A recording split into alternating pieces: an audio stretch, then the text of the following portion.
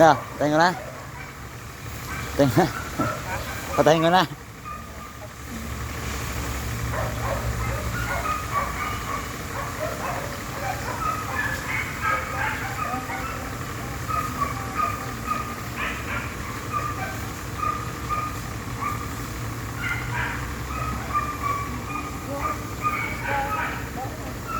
Bulag.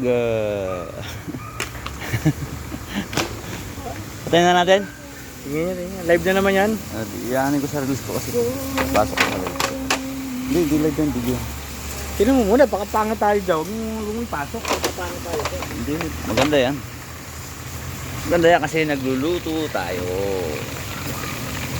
Pero pagka pangit, huwag ano nga, para di tayo